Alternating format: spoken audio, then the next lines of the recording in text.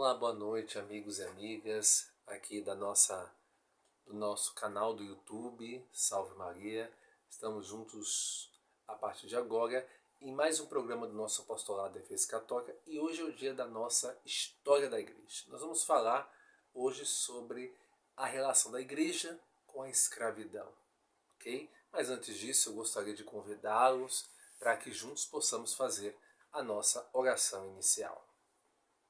Senhor, aqui estamos reunidos em Teu nome, desejosos de construir Teu reino. O Espírito Santo que enviaste aos nossos corações e mantém viva a Tua presença em nós, nos ensine o que devemos refletir e os passos que devemos dar, para que, fortalecidos com Tua graça, possamos realizar os Teus desígnios. Situa, ó Espírito Santo, o inspirador do nosso discernimento, e ensina-nos a escutar os outros e a nos deixar iluminar por Suas luzes, e fazes que sempre busquemos a verdade. Desejosos disto, estamos aqui reunidos, em nome do Pai, do Filho e do Espírito Santo. Amém. Muito bem, meus irmãos e irmãs, vamos falar hoje aqui no nosso História da Igreja sobre a Igreja e a escravidão. Era corrente na época moderna a ideia de que os índios não eram plenamente humanos, mas seres irracionais, destituídos de capacidade de autodeterminação e, por conseguinte, de liberdade. Com isto era justificada a sua escravidão. No Brasil, serviram também como justificativa as circunstâncias da terra inculta que deveriam ser trabalhada e submetida, necessitando-se para isso como condição de sobrevivência de mão de obra para a lavoura. Os escravos índios foram conseguidos pelos portugueses, primeiramente, através do resgate dos membros de uma tribo vencida numa guerra indígena. Os índios vencidos eram normalmente subjugados e escravizados, ou devorados pelos vencedores. Para evitá-lo, os portugueses os comprados aos vencedores em troca de pequenos objetos.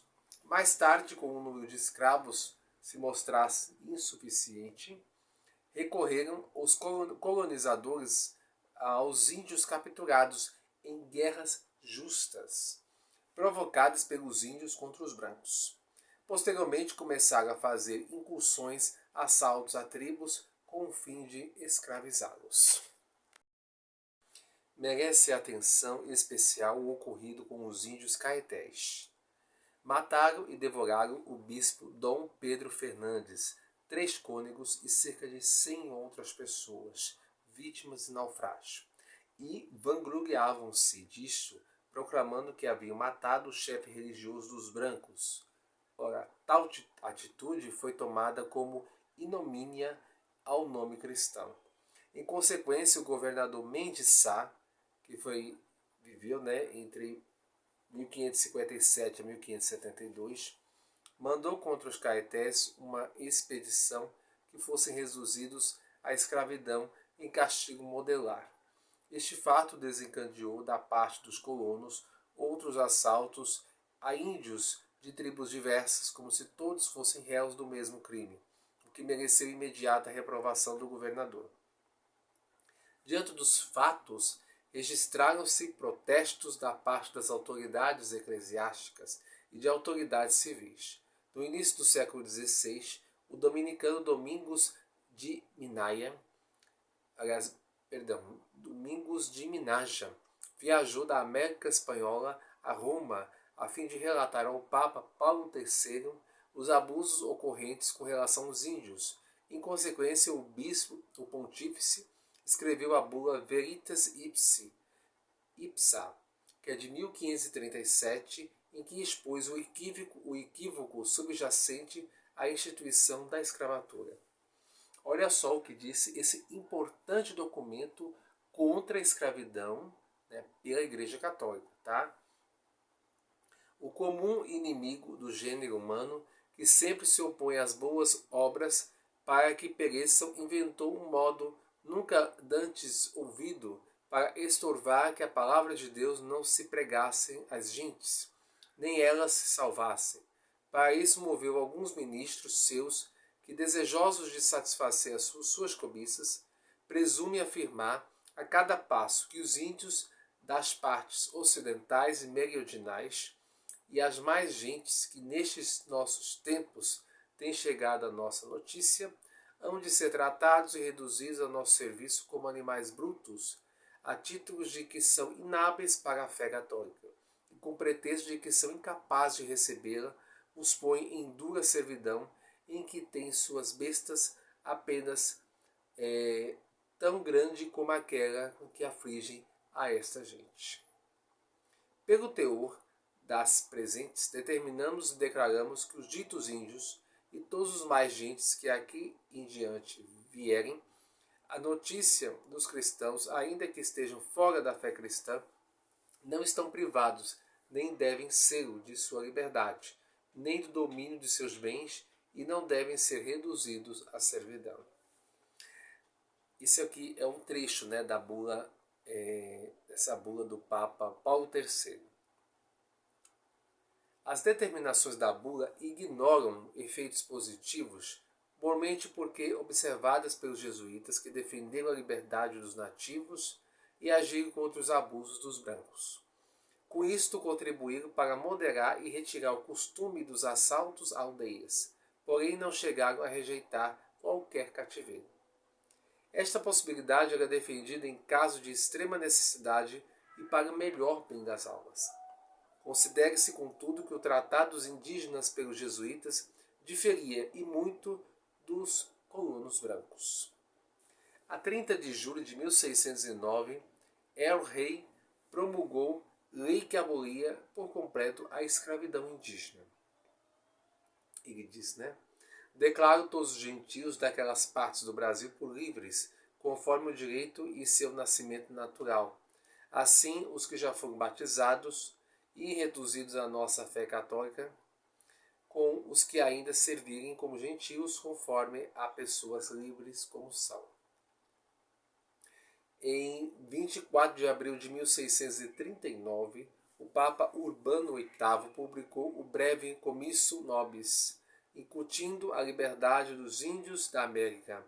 Esse documento chegou ao Rio por meio do padre Francisco Dias, que iria até Buenos Aires com mais 30 companheiros. Trazia também uma nova lei de Sua Majestade o Rei, que mandava dar liberdade a todos os cativos sob pena de castigo do Santo Ofício e de confiscação dos bens. Olha só. No seu breve, o Papa ordenava, sob pena de excomunhão reservada ao pontífice, que ninguém prendesse, vendesse, trocasse, doasse ou tratasse como cativos os índios da terra. Dispunha outro assim que a ninguém será lícito ensinar ou apregoar o aprisionamento dos mesmos. Contra isto, insurgiram-se colonos no Rio de Janeiro, em São Paulo, em Santos e também no Maranhão. Os jesuítas foram perseguidos, sendo expulsos de São Paulo, Santos e do Maranhão, para onde só puderam voltar tempos depois. Por outro lado, o segundo bispo do Brasil, Dom Pedro Leitão, assinou em 30 de julho de 1566, na Bahia, com o governador Mendes Sá e o ouvidor Dr. Brás Fragoso, uma junta em defesa dos índios. Defendia-os contra os abusos dos brancos e dava maior apoio aos aldeamentos instaurados pelos jesuítas. O padre Anchieta elogiou o bispo pelo zelo em prol da liberdade dos aborígenes. Também o primeiro prelado do Rio de Janeiro, padre Bartolomeu Simões Pereira, foi rígido e defensor dos índios, sempre contrário à escravidão dos mesmos. O quarto prelado do Rio de Janeiro, o padre Lourenço de Mendonça, dizia que mandou guardar as constituições eclesiásticas dos antecessores que sempre se opuseram a essas tão iníquas vendas, no caso se referindo aos escravos. Estão assim expostos alguns dos fatos históricos mais importantes para se reconstituir o papel desempenhado pela hierarquia da Igreja frente à escravidão dos índios. Houve empenho por respeitar tal população, o que exigiu sacrifício da parte dos clérigos. Verdade é que esse esforço não se voltou contra a escravatura como tal, nem se deve crer que os clérigos não tivessem escravos a serviço das suas obras. Não lhe passava pela mente a ideia de abolir por completo o trabalho escravo. Por isso, redundaria em colapso tanto da vida econômica da sociedade como das atividades humanitárias e evangelizadoras da Igreja. Importa, porém, registrar que dentro das categorias de pensamento e culturas dos séculos XVI a século XVIII, a Igreja opôs resistência à exploração dos indígenas, na medida em que esta podia parecer ilegítima a um cristão da época, de consciência bem formada, claro, né? Os negros. Diferentemente da cultura indígena, dos indígenas, né, a escravidão negra foi aceita mais pacificamente no Brasil. Muitos foram aqueles que a defenderam, pois se constituía a principal forma de trabalho. Várias e significativas vezes, entretanto, levantaram-se contra a escravidão negra. Quem foram essas pessoas? O padre Antônio Vieira, que viveu de 1608 a 1697. Tido por vezes como aliado dos senhores da terra contra os escravos, na verdade assumiu uma posição de censura aberta aos inclementes patrões. Essa censura dirige-se, em última análise, ao próprio regime escravagista. Em mais de um sermão, o grande pregador expõe o seu modo de pensar. Saibam aos pretos e não duvidem que a mãe de Deus é mãe sua, porque no mesmo Espírito fomos batizados, todos nós para sermos um mesmo corpo, ou sejamos judeus ou gentios, ou servos ou livres. Isso é um trecho do sermão, né? Do padre Antônio Vieira. Tem outra aqui, ó. Nas outras terras do que aram os homens e do que fiam e tecem mulheres, se fazem os comércios naquela África, no caso, né? O que geram os pais e os que criam a seus peitos as mães é o que se vende e compra.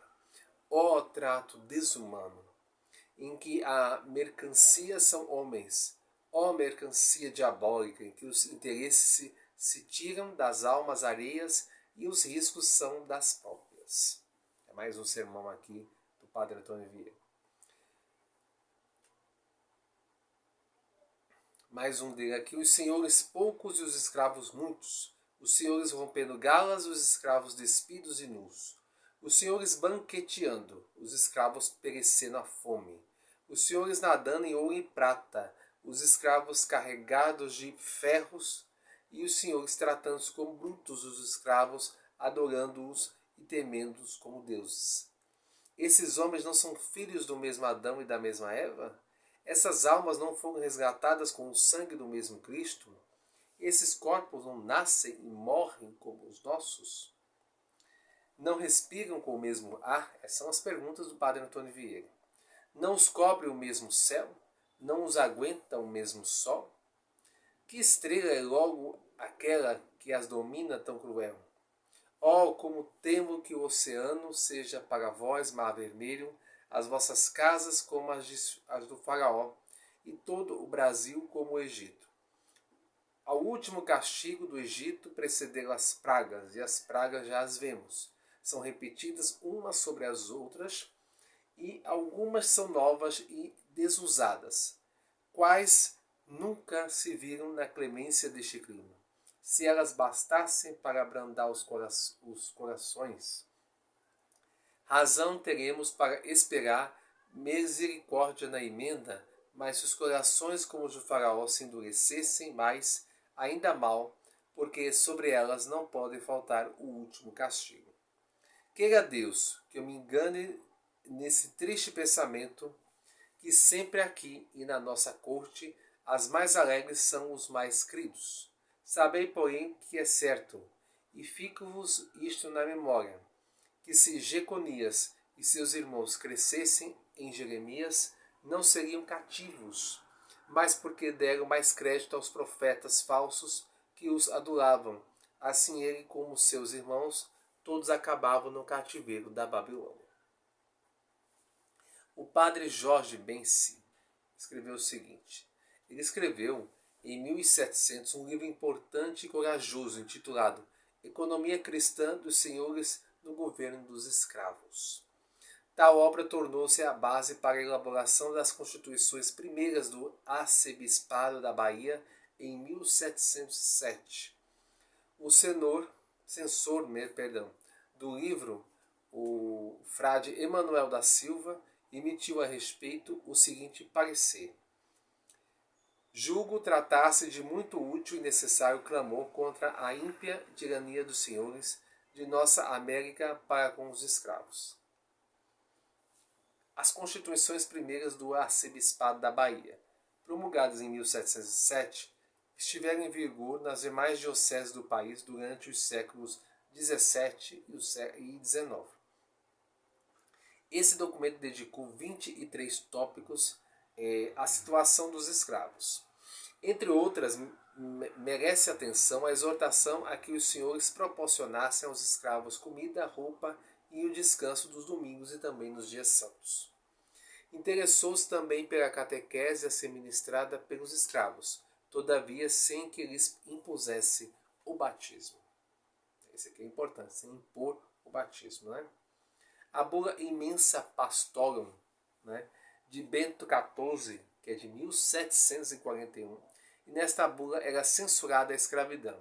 Assim redigida, foi endereçada aos bispos do Brasil e de outras partes da América, a fim de que tentasse obter melhores condições de vida para os escravos. O padre André João Antonil também escreveu, né? Ele disse assim: ante o fato da escravatura no Brasil, escreveu a obra titulada Cultura e Opulência do Brasil por suas drogas e minas, onde toma a defesa dos escravos vítimas de abusos dos senhores. Gregório XVI, né,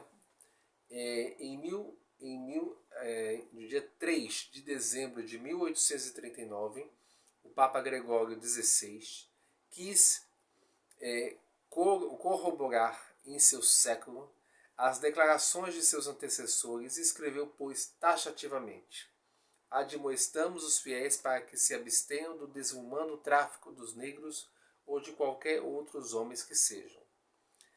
A Epístola Implurimis, de 5 de maio de 1888, o Papa Leão XIII enviou aos bispos do Brasil uma epístola atinente à escravatura.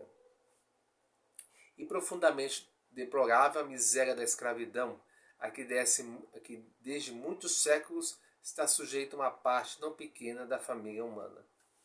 Papel de relevo no tocante à sorte dos escravos coube também às irmandades e confrarias religiosas, estendidas pela Igreja também aos escravos.